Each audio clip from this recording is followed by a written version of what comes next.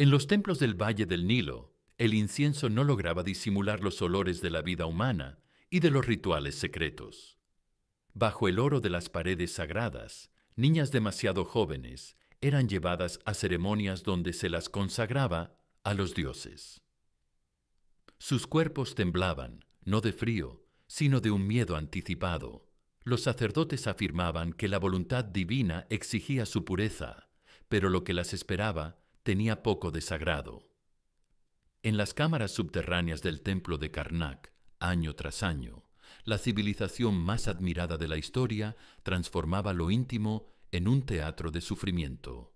No había escapatoria, no había posibilidad de negarse. Sus cuerpos ya no les pertenecían. Eran reclamados por el Estado, por los dioses, por la maquinaria de poder que convirtió lo humano en un instrumento de control.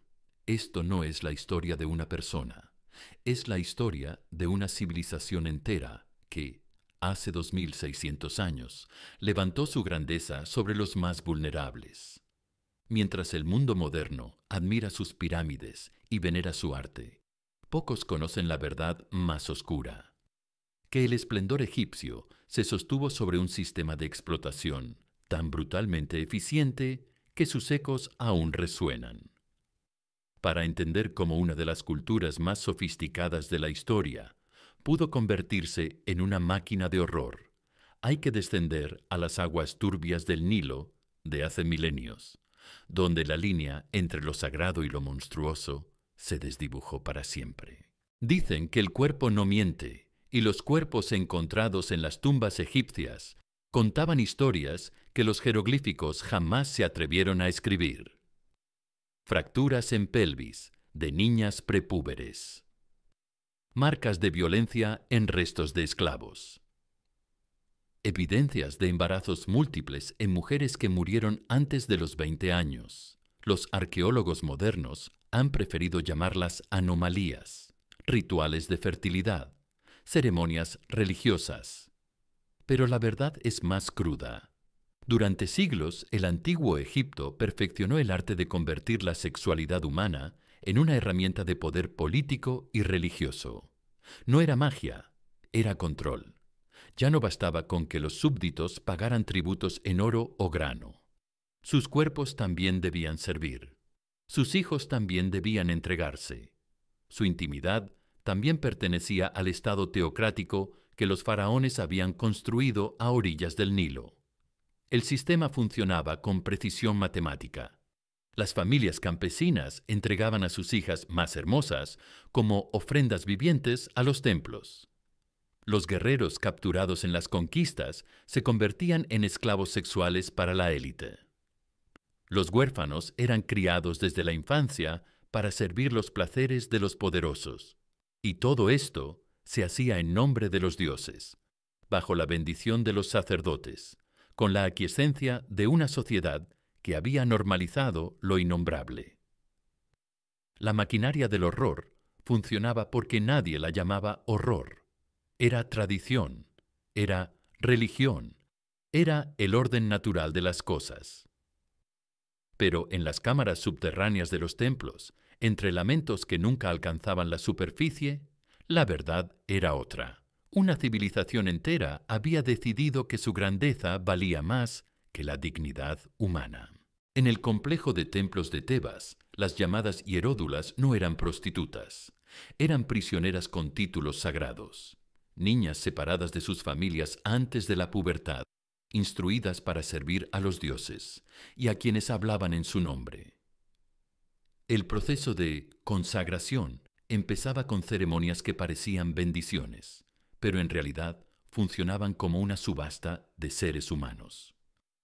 Los registros papirológicos mencionan a las mujeres del dios, pero en los hechos describían un harén institucionalizado, donde la resistencia era castigada con la muerte y la obediencia recompensada con una vida de lujo en cautiverio.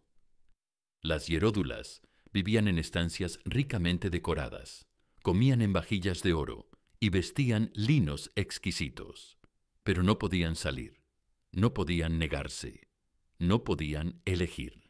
Sus cuerpos eran declarados propiedad divina administrada por sacerdotes terrenales. Los guardianes del templo habían tejido una teología que justificaba prácticas abusivas como ritos de comunión o fertilidad.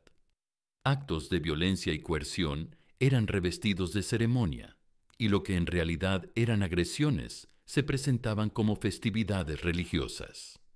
El templo de Dendur aún conserva frescos que muestran estas ceremonias. Escenas en las que adultos aparecen sobre cuerpos más pequeños. Representaciones rituales donde la participación no era libre. Y sacrificios humanos con un fuerte componente simbólico. Durante décadas, los egiptólogos han intentado ofrecer interpretaciones culturalmente apropiadas para estas imágenes, pero la lectura más directa es también la más terrible. Documentan una sociedad que había convertido el abuso en sistema. Las víctimas no tenían nombre, no tenían voz, no tenían escape. Eran simples cifras en los inventarios de los templos. 50 jóvenes para la festividad de Osiris, 20 menores para los ritos de Anubis, 100 esclavas para el servicio del faraón. El lenguaje administrativo transformaba el horror en papeleo y la burocracia volvía la monstruosidad rutina. En los palacios reales, la llamada pureza de sangre no era una metáfora.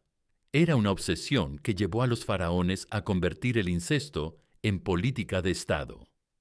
Padres con hijas, hermanos con hermanas, tíos con sobrinas. El árbol genealógico de la realeza no era un árbol, sino un entramado enredado que produjo generación tras generación de gobernantes afectados por las consecuencias de la endogamia. Akenatón no solo transformó la religión egipcia, también se unió en matrimonio con al menos 3 de sus propias hijas. Ramsés II tuvo más de 100 descendientes con múltiples esposas, muchas de ellas sus hermanas o primas. Tutankamón, el faraón niño, nació con graves problemas de salud, derivados de siglos de uniones consanguíneas. Bajo su famosa máscara funeraria se ocultaba un cuerpo marcado por deformidades físicas y enfermedades hereditarias. Pero el incesto real no era solo un hábito de la élite, funcionaba como un sistema de control que se extendía al resto de la sociedad. Los nobles imitaban a los faraones uniendo a sus hijos entre sí. Los sacerdotes proclamaban que la mezcla de linajes distintos era un pecado contra los dioses. Incluso las familias campesinas eran presionadas para mantener matrimonios endogámicos en nombre de la pureza egipcia. El resultado fue una sociedad donde la unión entre familiares directos llegó a normalizarse como virtud. Los textos médicos de la época mencionan prácticas y tratamientos diseñados para preparar a niñas y jóvenes con vistas a matrimonios concertados dentro de la familia. La medicina, en lugar de proteger, terminó al servicio de un sistema de abuso disfrazado de tradición. Las tumbas reales todavía guardan la evidencia que los jeroglíficos silenciaron. Restos óseos que muestran muertes prematuras en partos, huellas de enfermedades hereditarias y señales de violencia que revelan el coste humano de este modelo. La realeza egipcia no solo practicó el incesto, lo convirtió en un instrumento político y en el núcleo de su identidad cultural. En los mercados de Memphis y Alejandría, los esclavos sexuales se vendían junto a especias y tejidos, pero a diferencia de otras mercancías, estos productos venían con garantías específicas, certificados de virginidad, informes médicos de fertilidad, evaluaciones de resistencia física, para soportar abusos prolongados. Los mercaderes de esclavos habían desarrollado una ciencia macabra para evaluar, procesar y distribuir carne humana con fines sexuales. Los prisioneros de guerra no eran solo botín de guerra, eran materia prima para una industria de la violación que operaba bajo la protección legal del Estado. Las mujeres nubias eran especialmente valoradas por su exotismo. Los niños asirios se vendían como especialidades para clientes con gustos particulares. Los hebreos capturados se cotizaban según su juventud y su capacidad de trabajo sexual. Los compradores no eran solo individuos ricos, eran instituciones enteras. Los templos tenían presupuestos específicos para la adquisición de material humano. Los palacios reales mantenían harenes de cientos de esclavos sexuales, clasificados por origen étnico, edad y función específica. Los funcionarios gubernamentales recibían esclavos sexuales como parte de sus salarios, como complementos de sueldo pagados en carne humana. El sistema incluía también un mercado secundario de usados, esclavos que habían envejecido o enfermado y se vendían a precio reducido para trabajos menos especializados. Un mercado terciario de defectuosos, víctimas que habían desarrollado enfermedades mentales o físicas durante su explotación y se vendían para experimentos médicos o sacrificios rituales. La contabilidad de este horror se conserva en papiros administrativos que hablan de inventarios de recursos humanos y tasaciones de activos corporales. Los escribas egipcios llevaban registros precisos de compras, ventas, depreciación y reemplazo de esclavos sexuales con la misma meticulosidad con que registraban las cosechas de trigo. El sufrimiento humano se había convertido en una columna más de la economía nacional. En las bodegas subterráneas de los palacios, arqueólogos han encontrado restos de cadenas, grilletes adaptados a cuerpos infantiles, celdas diseñadas para mantener prisioneros en posturas específicas que facilitaran su uso.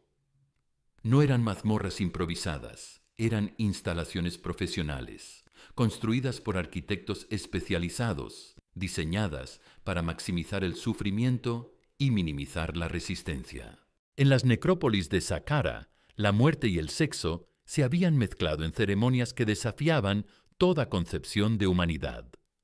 Los egipcios no solo momificaban a sus muertos, los convertían en objetos sexuales para rituales que duraban semanas después del fallecimiento. La necrofilia no era una perversión individual, sino una práctica religiosa institucionalizada que involucraba a sacerdotes, nobles y funcionarios gubernamentales. Los ritos de fertilidad post-mortem comenzaban inmediatamente después de la muerte de mujeres jóvenes. Antes de la momificación, los cuerpos eran consagrados mediante violaciones rituales realizadas por sacerdotes especializados. El objetivo oficial era transferir la fuerza vital de la mujer muerta a los participantes vivos. La realidad era una industria de la necrofilia que operaba bajo protección religiosa. Las momias femeninas encontradas en tumbas de élite muestran evidencias de manipulación sexual post-mortem, daños en los genitales, introducción de objetos rituales, posicionamiento de extremidades que sugiere uso sexual después de la muerte. Los embalsadores no solo preservaban los cuerpos, los preparaban para décadas de uso sexual en el más allá. Los textos funerarios describen matrimonios con los muertos, donde viudos poderosos se casaban con los cadáveres de sus esposas para mantener relaciones sexuales hasta que sus propios cuerpos se descompusieran. Los faraones construían cámaras funerarias especiales, donde los cadáveres de sus esposas favoritas se mantenían accesibles para visitas conyugales, que continuaban años después de la muerte. En los templos funerarios, los sacerdotes ofrecían servicios de comunicación carnal con los antepasados, donde los fieles podían pagar por tener relaciones sexuales con momias de familias nobles. Los precios variaban según la antigüedad del cadáver, la importancia histórica del difunto y el estado de conservación del cuerpo. Las momias más populares eran alquiladas por turnos, como habitaciones de hotel macabro. Los papiros médicos incluyen recetas para mantener la frescura corporal post-mortem y preservar la funcionalidad reproductiva después de la muerte. Los embalsadores habían desarrollado técnicas específicas para conservar los genitales en estado utilizable durante décadas. La muerte en el antiguo Egipto no significaba el fin de la explotación sexual, significaba su eternización. En las oficinas administrativas de Pi Ramsés, Los escribas no solo registraban impuestos y cosechas, también documentaban violaciones. Los informes de cumplimiento sexual detallaban qué funcionarios habían utilizado a qué esclavos, qué templos habían procesado a qué víctimas, qué nobles habían accedido a qué niños. El Estado egipcio había burocratizado la violación hasta convertirla en un servicio público. Los inspectores de pureza tenían autoridad para examinar los genitales de cualquier mujer en el reino, desde esclavas hasta nobles, para verificar su estado de virginidad y su capacidad reproductiva. Estos exámenes se realizaban públicamente en plazas de mercado, como entretenimiento para las masas y demostración del poder estatal sobre los cuerpos individuales. Las leyes de acceso corporal otorgaban a funcionarios gubernamentales el derecho a usar sexualmente a cualquier persona de clase inferior. Un escriba podía violar legalmente a una campesina. Un sacerdote podía abusar de cualquier huérfano. Un soldado podía tomar por la fuerza a cualquier esclavo.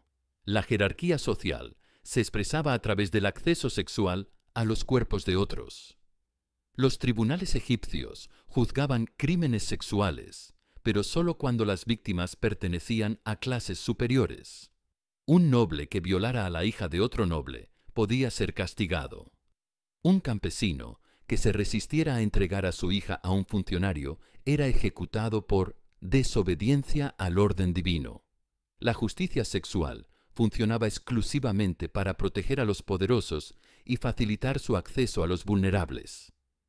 En los archivos de Edfu se conservan contratos de cesión corporal, donde padres empobrecidos vendían los derechos sexuales sobre sus hijos a cambio de perdón de deudas o protección legal. Estos contratos especificaban la duración del uso, las restricciones de tratamiento y las penalidades por daño excesivo al producto. Los niños se habían convertido en garantías colaterales en un sistema financiero que mercantilizaba la violación. Los festivales de fertilidad nacional eran orgías masivas obligatorias donde toda la población debía participar para asegurar las bendiciones de los dioses. La negativa a participar se castigaba con exclusión social, pérdida de propiedades y, en casos extremos, ejecución. El Estado había encontrado la manera de hacer que sus súbditos violaran y fueran violados como acto de patriotismo religioso. En las cuevas del desierto occidental, arqueólogos han encontrado evidencias de una resistencia que los textos oficiales nunca mencionaron. Comunidades de fugitivos sexuales que escaparon del sistema y crearon sociedades alternativas en los márgenes del imperio. Mujeres que se mutilaron los genitales para volverse inutilizables. Hombres que se castraron para evitar ser convertidos en instrumentos de violación. Familias enteras que se exiliaron al desierto antes que entregar a sus hijos al Estado. Los grafitis en tumbas abandonadas cuentan historias en primera persona. Mi nombre era Nefertiti y me negué a servir al templo. Aquí murió Amenhotep, que prefirió la muerte a la deshonra. Recordad a Isis, que se quitó la vida antes que entregar su pureza al faraón. Estas inscripciones clandestinas son los únicos testimonios directos de las víctimas, voces que gritaban desde las sombras de una historia que prefería no escucharlas. Las enfermedades de resistencia se extendían entre las poblaciones explotadas. Automutilaciones para volverse sexualmente inutilizables, suicidios colectivos de familias enteras, epidemias de enfermedades venéreas deliberadamente transmitidas para contaminar a los explotadores. Los cuerpos encontraron maneras de rebelarse incluso cuando las mentes habían sido quebradas. En los monumentos oficiales, los jeroglíficos hablan de pacificación de provincias rebeldes y sofocamiento de disturbios religiosos. Pero los análisis forenses de las fosas comunes revelan otra historia. Masacres de comunidades enteras que se habían negado a entregar a sus mujeres y niños para la explotación sexual. El Estado egipcio respondía a la resistencia sexual con genocidio sistemático. Los papiros de denuncia encontrados en Daer, el Medina, documentan intentos desesperados de víctimas por buscar justicia. Padres que suplicaban el retorno de sus hijas, madres que pedían piedad para sus hijos, familias que ofrecían todo lo que tenían a cambio de la liberación de sus seres queridos. Todas estas súplicas terminaban con la misma anotación: rechazada por orden divina. Sin embargo, la resistencia dejó marcas permanentes. Las dinastías egipcias se debilitaron genéticamente por la endogamia forzada. Las poblaciones esclavizadas desarrollaron inmunidades a las enfermedades venéreas que eventualmente infectaron a sus explotadores. Las revueltas constantes obligaron al Estado a destinar recursos crecientes a la represión, debilitando su capacidad militar y económica. Los cuerpos de las víctimas se convirtieron en armas contra el sistema que los oprimía. En los últimos siglos del imperio, la violencia sexual había alcanzado tal nivel de normalización que los propios egipcios habían perdido la capacidad de reconocerla como anomalía. Los niños crecían considerando normal ser examinados por funcionarios adultos. Las familias competían por vender a sus hijos a los mejores postores. Los templos incluían espectáculos de violación en sus ceremonias públicas como entretenimiento religioso. Las escuelas de escribas incluían cursos sobre administración de recursos sexuales, donde los futuros funcionarios aprendían a clasificar, evaluar y distribuir carne humana con la misma precisión con que manejaban inventarios de grano. Los manuales de medicina describían procedimientos para reparar víctimas de violación para que pudieran seguir siendo utilizadas. La tortura sexual se había convertido en una disciplina académica. Los festivales públicos incluían competencias de resistencia sexual, donde las víctimas eran sometidas a abusos progresivamente más severos hasta que colapsaban o morían. El público apostaba sobre cuánto tiempo podría durar cada víctima. Los ganadores recibían premios del Estado. El sufrimiento humano se había convertido en deporte nacional. En las necrópolis reales, los turistas extranjeros pagaban por participar en experiencias auténticas egipcias, que incluían relaciones sexuales con momias, violaciones rituales en templos y matrimonios temporales con esclavos locales. Egipto había convertido la explotación sexual en una industria turística que atraía visitantes de todo el mundo mediterráneo. Los últimos faraones ya no necesitaban ordenar violaciones. La sociedad las había interiorizado como norma cultural. Los padres ofrecían voluntariamente a sus hijos. Los jóvenes competían por ser seleccionados para la explotación. Las víctimas agradecían a sus violadores por el honor de servirlos. El sistema había logrado su objetivo final: hacer que las víctimas amaran su propia destrucción. Cuando los conquistadores persas llegaron al valle del Nilo, encontraron una sociedad tan profundamente corrompida que muchos de sus habitantes no comprendían por qué los invasores consideraban aberrantes sus prácticas sexuales. El imperio egipcio no cayó por invasiones externas. Se había autodestruido desde dentro, consumido por un sistema que convirtió el placer en horror y el amor en instrumento de poder. Siglos después de la caída del antiguo Egipto, los ecos de su sistema sexual continuaron resonando en civilizaciones posteriores. Los imperios griego y romano adoptaron versiones refinadas de la explotación sexual egipcia. El cristianismo primitivo reaccionó con tal violencia contra la sexualidad que creó sus propias formas de represión corporal. El Islam incorporó elementos de la poligamia y la esclavitud sexual egipcias en sus estructuras legales. Y aún hoy, en pleno siglo XXI, los patrones se repiten.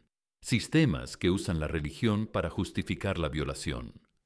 Estados que convierten los cuerpos de los vulnerables en instrumentos de política. Sociedades que normalizan la explotación sexual hasta volverla invisible. Élites que construyen su poder sobre la destrucción sistemática de la intimidad humana.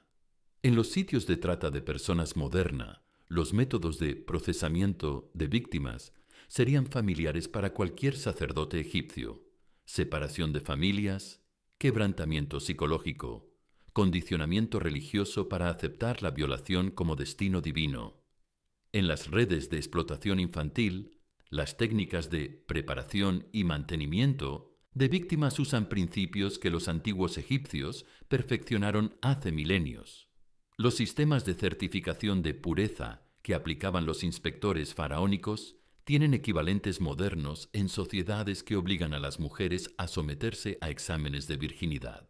Las leyes de acceso corporal, que otorgaban derechos sexuales según la clase social, resurgen en conflictos donde la violación se usa como arma de guerra y control territorial. Los contratos de cesión corporal, que permitían a las familias egipcias vender los derechos sexuales sobre sus hijos, tienen paralelos contemporáneos en los matrimonios infantiles forzados, la venta de niños para adopción con fines de explotación y los sistemas de deuda que convierten a familias enteras en propiedad sexual de sus acreedores. Esta es la historia de una civilización que decidió que su grandeza importaba más que la dignidad humana, que construyó monumentos eternos sobre cimientos de carne humana destrozada, que perfeccionó el arte de convertir el amor en instrumento de poder y el placer en mecanismo de control. Ya no era una sociedad que tenía violadores, era una sociedad que había convertido la violación en su principio organizador fundamental. Así mueren las civilizaciones, no con invasiones ni catástrofes, sino con la normalización de lo monstruoso, con la conversión del horror en tradición, con la transformación de víctimas en cómplices y de verdugos en héroes. El antiguo Egipto no fue conquistado por enemigos externos. Se autodestruyó desde adentro, consumido por un sistema que confundió la crueldad con la grandeza y el poder con la sabiduría. Y si esta historia te estremece, si algo dentro de ti se revela al entender que la civilización que más admiramos construyó su gloria sobre el sufrimiento sexual sistemático, entonces aún tienes la capacidad de reconocer el horror cuando se disfraza de cultura, porque solo cuando nombramos a los monstruos del pasado podemos evitar convertirnos en los monstruos del presente. Si quieres seguir descubriendo las verdades que la historia oficial prefiere ocultar, suscríbete al canal y comparte este video. Porque mientras sigamos romantizando el pasado sin enfrentar sus horrores, seguiremos condenados a repetir sus errores más monstruosos.